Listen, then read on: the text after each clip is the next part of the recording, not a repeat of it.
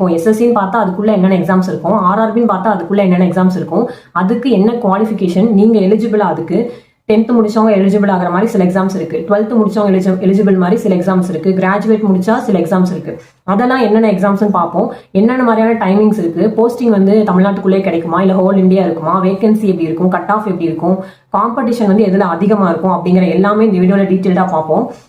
நிறைய பேர் வந்து கவர்மெண்ட் எக்ஸாம் படிக்கிறீங்க அப்படின்னா எஸ்எஸ்சி அண்ட் ஆர்ஆர்பி இதுக்கு வந்து சிமிலரான சிலபஸ் அப்படின்னு சொல்லுவாங்க. இது ரெண்டுக்கும் என்னென்ன டிஃபரன்ஸ் இருக்கு, என்ன மாதிரியான சிலபஸ் இருக்கு, எப்படி வந்து போஸ்டிங்லாம் இருக்கு, வேகன்சிஸ் அண்ட் என்னுடைய டஃப்னஸ் லெவல், காம்படிஷன், இது எல்லாமே இந்த வீடியோல பார்க்க போறோம். இந்த வீடியோட கம்ப்ளீட்டா என்ன அப்படின்னா எஸ்எஸ்சி வெர்சஸ் ஆர்ஆர்பி தான் இருக்க போகுது. So let's get into the video. Hi, this is Tamil, welcome back to my channel. இன்னைக்கு என்ன பார்க்க போறோம் அப்படின்னா எஸ்எஸ்சியோட சிலபஸ் என்ன, ஆர்ஆர்பியோட சிலபஸ் என்ன, இது ரெண்டுல இருக்க என்னென்ன சின்ன டிஃபரன்ஸ், என்னென்ன மாதிரியான எக்ஸாம்ஸ்லாம் இருக்கும், எஸ்எஸ்சின்னு பார்த்தா அதுக்குள்ள என்னென்ன எக்ஸாம்ஸ் இருக்கும், ஆர்ஆர்பின்னு பார்த்தா அதுக்குள்ள என்னென்ன எக்ஸாம்ஸ் இருக்கும், அதுக்கு என்ன குவாலிஃபிகேஷன், நீங்க எலிஜிபிளா, அதுக்கு 10th முடிச்சவங்க எலிஜிபிள் ஆகிற மாதிரி சில எக்ஸாம்ஸ் இருக்கு, 12th முடிச்சவங்க எலிஜிபிள் மாதிரி சில எக்ஸாம்ஸ் இருக்கு, கிராஜுவேட் முடிச்சா சில எக்ஸாம்ஸ் இருக்கு. அதெல்லாம் என்னென்ன எக்ஸாம்ஸ்னு பார்ப்போம். என்னென்ன மாதிரியான டைமிங்ஸ் இருக்கு, போஸ்டிங் வந்து தமிழ்நாட்டுக்குள்ளே கிடைக்குமா இல்ல ஹோல் இந்தியா இருக்குமா, வேகன்சி எப்படி இருக்கும், கட் ஆஃப் எப்படி இருக்கும், காம்படிஷன் வந்து எதுல அதிகமா இருக்கும் அப்படிங்கிற எல்லாமே இந்த வீடியோல டீட்டெயில்டா பார்ப்போம். இந்த வீடியோ கம்ப்ளீட்லி யாருக்கு அப்படின்னா ஒரு நியூ ஆஸ்பிரண்டா வராங்க, இப்பதான் காலேஜ் முடிச்சுட்டு வராங்க அப்படின்னா அவங்களுக்கு ஒரு டீட்டெயில்டு இன்ஃபர்மேஷனா இருக்கணும் அப்படின்றதுக்காக தான் இந்த video. Already SSC and RRB படிச்சுட்டு இருக்கவங்களுக்கு இந்த டீட்டெயில்ஸ் மேபி தெரிஞ்சிருக்கலாம், சில பேருக்கு தெரியாமலும் இருக்கலாம். இது வந்து கம்ப்ளீட்டா ஒரு நியூ ஆஸ்பிரண்ட் படிக்கிறாங்கல்ல அவங்களுக்காக இந்த வீடியோ ஒரு டீட்டெயில்டா சொல்லணும் அப்படிங்கிறதுக்காக. ஃபர்ஸ்ட் வந்து எஸ்எஸ்சில இருந்து ஆரம்பிப்போம். எஸ்எஸ்சி அப்படிங்கிறது ஸ்டாஃப் செலக்ஷன் கமிஷன். இதுல என்னென்ன எக்ஸாம்ஸ்லாம் இருக்கு அப்படின்னா CGL, combined graduate level exam. Graduate லெவல்னா அதுலேயே இருக்கு. அதுல யாரெல்லாம் எலிஜிபிள் அப்படின்னா யார் வந்து டிகிரி முடிச்சிருக்காங்களோ, ஒரு டிகிரியோ 2 டிகிரியோ எனி ஒரு டிகிரி முடிச்சிருந்தாலே நீங்க வந்து eligible. CHSL, combined higher secondary level, இதுக்கு வந்து நீங்க 12th முடிச்சிருந்தாலே எலிஜிபிள். எம்டிஎஸ் அப்படிங்கிறது 10th குவாலிஃபிகேஷன், நீங்க 10th முடிச்சிருந்தாலே இந்த எக்ஸாம் எழுதலாம். அதே மாதிரி எஸ்எஸ்சில இன்னும் நிறைய எக்ஸாம்ஸ் இருக்கு. ஜிடின்னு ஒரு எக்ஸாம் இருக்கும், சிபிஓ இருக்கு, செலக்ஷன் போஸ்ட்னு ஒரு எக்ஸாம் இருக்கு, ஸ்டெனோகிராஃபர் இருக்கு. இது எல்லாமே வந்து எஸ்எஸ்சிக்குள்ள வர எக்ஸாம்ஸ். ஓகேவா? ஆர்ஆர்பில என்னென்ன எக்ஸாம்ஸ் இருக்கு அப்படின்னா ஆர்ஆர்பில என்டிபிசின்னு ஒரு எக்ஸாம் இருக்கு. அதுல graduate level and under graduate level. Graduate level அப்படின்னா யார் வந்து டிகிரி முடிச்சிருக்காங்களோ அவங்க மட்டும்தான் எலிஜிபிள். அண்டர் கிராஜுவேட் லெவல்னா யார் வந்து 12th முடிச்சிருக்காங்களோ அவங்க எலிஜிபிள். நெக்ஸ்ட் ஆர்ஆர்பில குரூப் டி அப்படின்னு ஒரு எக்ஸாம் இருக்கு. இது வந்து 10th முடிச்சிருந்தாலும் எலிஜிபிள். ஆர்ஆர்பில இன்னும் என்னென்ன எக்ஸாம்ஸ் இருக்கு அப்படின்னா ஆர்ஆர்பி ஏஎல்பி, இதெல்லாம் வந்து டெக்னிக்கல் போஸ்ட்.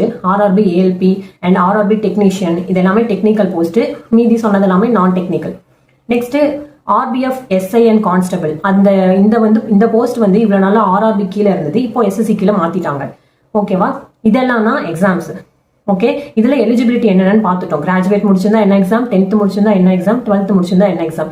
இதுல என்ன டிஃபரன்சஸ் அப்படின்னு பார்த்தோம்னா அதனுடைய டிஃபிகல்ட்டி லெவல் தான் மாறும், சிலபஸ் எல்லாமே சிமிலரா தான் இருக்கும். எஸ்எஸ்சின்னு பார்த்தீங்கன்னா மேக்ஸ், ரீசனிங், இங்கிலீஷ், ஜிகே, இதுதான் வந்து எஸ்எஸ்சியோட சிலபஸ். ஆர்ஆர்பியோட சிலபஸ் என்னன்னா maths, reasoning, GK, general science வந்து கொஞ்சம் இன்க்ளூட் ஆகும். இதுதான் இது ரெண்டோட சிலபஸ்.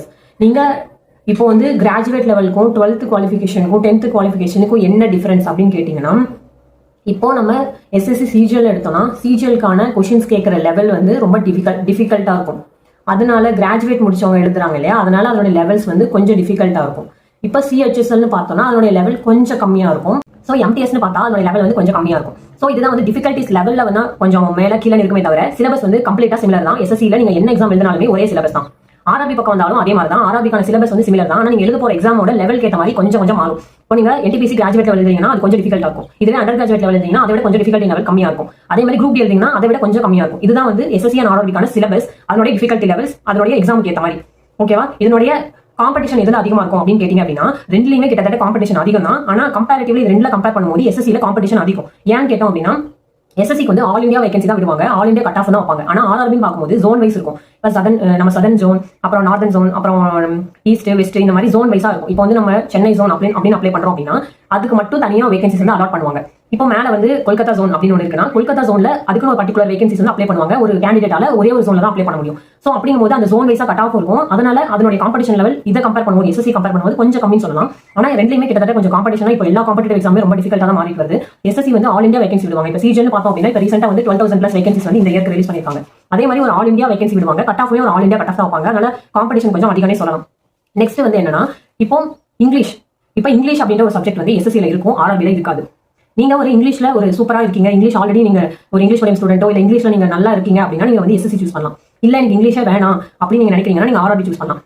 இல்ல நீங்க வந்து இங்கிலீஷே எனக்கு தெரியாது அப்படின்னு நினைச்சீங்கன்னா கத்துக்கிட்டு கூட எஸ்எஸ்சி படிக்கலாம். ஆனா கொஞ்சம் டைம் எடுக்கும். அதுக்கு ஏன்னா நம்ம ஒரு விஷயத்தை புதுசா கத்துக்க போறோம் இல்லையா, அதுக்கு டைம் நம்ம கொடுக்கணும்ல. அந்த மாதிரி நீங்க கத்துக்கிட்டு நீங்க எஸ்எஸ்சி படிக்கணும், இல்ல எஸ்எஸ்சில இருக்க போஸ்டிங் தான் எனக்கு ரொம்ப பிடிக்கும், அதோட என்னோட கனவு எஸ்எஸ்சில இருக்க போஸ்டிங் தான் நான் போகணும் அப்படின்னு நீங்க கனவா இருக்கீங்கன்னா அது ஒன்றும் பிரச்சனை இல்லை. நீங்க இங்கிலீஷ் கத்துக்கலாம். எந்த ஒரு விஷயமே நம்மளால லைஃப்ல கத்துக்கவே முடியாது அப்படின்னா கிடையாது. எந்த ஒரு விஷயம் நம்ம டைம் கொடுத்தோம் அப்படின்னா நம்ம ஷோரா வந்து கத்துப்போம். நீங்க இங்கிலீஷ் வந்து இந்த மாதிரி கத்துக்கிட்டும் நீங்க எஸ்எஸ்சி வந்து படிக்கலாம். அப்படி இல்ல எனக்கு இதெல்லாம் வேணாம்ப்பா, இங்கிலீஷ் இல்லாதது எனக்கு வேணும்னு நினைச்சீங்கன்னா ஆர்ஆர்பிக்கு நீங்க சூஸ் பண்ணலாம். ஓகே, இதுல வந்து எஸ்எஸ்சி வந்து என்னதான் இங்கிலீஷ்ல இருந்தாலுமே சில எக்ஸாம்ஸ்லாம் வந்து தமிழ்ல கண்டக்ட் பண்றாங்க. என்னென்ன எக்ஸாம்ஸ் அப்படின்னு பார்ப்போம். எஸ்எஸ்சில வந்து சிஹெச்எஸ்எல், எம்டிஎஸ், ஜிடி இந்த மாதிரி எக்ஸாம்ஸ் எல்லாமே வந்து தமிழ்லயுமே இருக்கும், தமிழ் லாங்குவேஜ்ல இருக்கும். ஆனா இங்கிலீஷ்ன்ற பாட்டு அப்படிதான் இருக்கும். ஆனா மத்த இதெல்லாம் வந்து ஜிகே, மேக்ஸ் எல்லாமே தமிழ்லயும் உங்களால எக்ஸாம் எழுதிக்க முடியும். ஆர்ஆர்பி பார்த்தோம்னா எல்லா எக்ஸாமுக்குமே தமிழ் இருக்கு. உங்களை நீங்க அப்ளை பண்ணும்போதே வந்து தமிழ் அப்படின்னு கொடுத்து அப்ளை பண்ணீங்கன்னா எக்ஸாமே நீங்க வந்து தமிழ் எழுதலாம். ஸோ இதுதான் டிஃபரன்ஸ். நீங்க காம்படிஷன் லெவல் பார்த்துட்டோம், எக்ஸாம்க்கான சிலபஸ் பார்த்துட்டோம், அண்ட் டிஃபிகல்ட்டி லெவல் எப்படி இருக்க போகுது அப்படின்றத பார்த்துட்டோம். காம்படிஷன் ஹோல்ல இந்தியாவுக்கு எப்படி இருக்கும், நம்ம ஜோன் வைஸ் எப்படி இருக்கும் அப்படின்றத பார்த்துட்டோம்.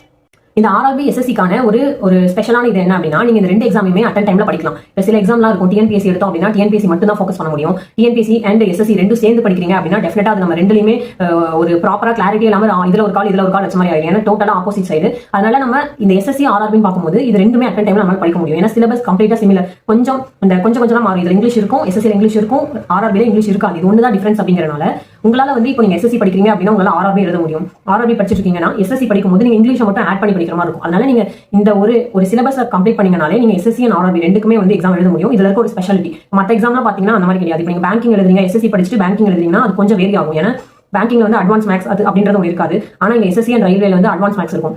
அங்க வந்து ஜெனரல் நாலேஜ் வந்து பேங்கிங் அவேர்னஸ் அந்த மாதிரி இருக்கும். இங்க வந்து நம்ம ஹிஸ்டரி, பாலிட்டி இது எல்லாமே படிக்கிற மாதிரி இருக்கும். ஸோ இங்கிலீஷோட லெவலுமே அங்கேயும் இங்கேயும் நல்லாவே டிஃபரன்ஸ் தெரியும். அந்த டிஃபிகல்ட்டி லெவல் பேங்கிங்லும் எஸ்எஸ்சிலுமே அந்த ஒரு டிஃபரன்ஸ் இருக்கும். ஸோ அதனால நீங்க எஸ்எஸ்சி அண்ட் ஆர்ஆர்பி கம்பைன் பண்ணி ரெண்டுமே ஒரே டைம்ல படிக்கிறது, வர எக்ஸாம்ஸ் எல்லாம் வந்து ஆர்ஆர்பி அண்ட் எஸ்எஸ்சி வர எல்லா எக்ஸாம்ஸுமே உங்களால் எழுத முடியும். ஏன்னா சிலபஸ் வந்து சிமிலர் அப்படின்றனால. ஸோ இது ஒரு பிளஸ் பாயிண்ட். நீங்க எஸ்எஸ்சி அண்ட் ஆர்ஆர்பி படிக்கிறீங்க அப்படின்னா நிறைய பேர் வந்து தமிழ்நாட்டில் டிஎன்பிஎஸ்சி சூஸ் பண்ணிட்டு எஸ்எஸ்சி ரயில்வே மாதிரியான எக்ஸாம்ஸ்லாம் அவ்வளோ சூஸ் பண்ணது காரணமே என்னன்னா போஸ்டிங் வந்து அவுட்டர் தமிழ்நாடு இருக்கும், ஹோல் இந்தியாவில் எங்க வேணாலும் இருக்கும். அதனால அது ஒரு மெயின் ரீசனா கூட வச்சுக்கலாம். நிறைய பேர் சூஸ் பண்ணதுக்கு இந்த லாங்குவேஜும் ஒரு காரணம் தான். ஆனா ஒரு மெயின் ரீசன் வந்து இந்த அவுட்டர் தமிழ்நாடு போஸ்டிங் இருக்கும் அப்படின்றது தான். அதுக்கு என்ன அப்படின்னா இப்போ நீங்க எஸ்எஸ்சி அப்படின்னு பாத்தீங்கன்னா சில போஸ்டிங் வந்து நீங்க ஒரு கட் ஆஃப் கிளியர் பண்ணி சில போஸ்டிங் அதாவது தமிழ்நாட்டிலேயே இருக்க மாதிரியான போஸ்டிங்க்கு நீங்க ப்ரிஃபரன்ஸ் கொடுத்தீங்க அப்படின்னா நீங்க சென்னையிலே ஒர்க் பண்ற மாதிரியான நிறைய டிபார்ட்மெண்ட்ஸ் வந்து தமிழ்நாட்டில் இருக்கு. அதனால நீங்க ஒரி பண்ண தேவையில்ல. எஸ்எஸ்சி பொறுத்த வரைக்கும் எடுத்தவொடனே எல்லா ஆல் இந்தியா போஸ்டிங் தான் போட்டிருப்பாங்க. அதனால நீங்க அதை பயந்துக்கிட்டு ஆல் இந்தியாவில் எங்கேயாவது போட்டுருவாங்க இங்க இருக்காது அப்படின்னு நினைச்சு பயப்பட வேணாம். ஏன்னா தமிழ்நாட்டிலே நிறைய டிபார்ட்மெண்ட்ஸ் இருக்கு சென்னையில. நீங்க அதுல தமிழ்நாட்டில் இருக்க மாதிரியான டிபார்ட்மெண்ட்ஸ் வந்து சூஸ் பண்ணீங்க அப்படின்னா உங்களால தமிழ்நாட்டில் மட்டுமே வந்து ஒர்க் பண்ண முடியும்.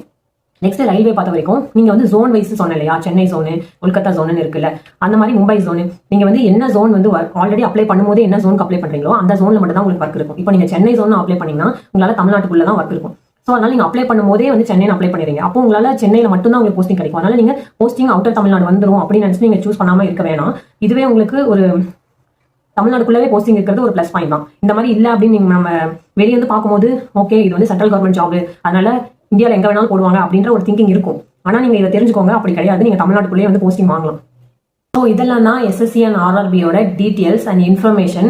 இந்த எக்ஸாம் பத்தின சிலபஸ் என்ன மாதிரியான எக்ஸாமுக்கு என்ன எலிஜிபிலிட்டி, என்ன குவாலிஃபிகேஷன், டஃப்னஸ் எப்படி இருக்கும், காம்படிஷன் எப்படி இருக்கும், போஸ்டிங் எப்படி இருக்கும் அப்படிங்கிற எல்லாமே இந்த வீடியோட டீட்டெயிலாக சொல்லியிருக்கேன் நம்புறேன். உங்களுக்கு இதை ரிலேட்டடாக ஏதாவது டவுட்ஸ் இருந்தால் கமெண்ட் பண்ணுங்க, நான் டெஃபினட்டாக கிளாரிஃபை பண்றேன். உங்களோட ஃப்ரெண்ட்ஸ் யாராவது வந்து இப்போதான் காலேஜ் முடிக்கிறாங்க, இல்லை வந்து எஸ்எஸ்சி மாதிரியான ஆர்ஆர்பி மாதிரியான எக்ஸாம்லாம் படிக்கணும்னு நினச்சிட்டு இருக்காங்கன்னா அதனுடைய ஒரு டீட்டெயில்டு இன்ஃபர்மேஷன் தெரியாம கூட இருக்கலாம் இல்லையா. இந்த மாதிரி இன்ஃபர்மேஷன் தெரியும் போது ஓகே இந்த எக்ஸாம் எனக்கு பெட்டரா இருக்கும், இதுல இந்த ஒரு 10th லெவல் எனக்கு பெட்டரா இருக்கும், காலேஜ் 12th லெவல் எனக்கு பெட்டரா இருக்கும் அப்படின்னு சூஸ் பண்றதுக்கு ஒரு வாய்ப்பா இருக்கும். அதனால உங்களோட தெரிஞ்சவங்க யாராவது படிக்கணும்னு நினைக்கிறாங்கன்னா இந்த வீடியோ ஷேர் பண்ணி விடுங்க. And please subscribe to my channel and thank you for வாட்சிங்.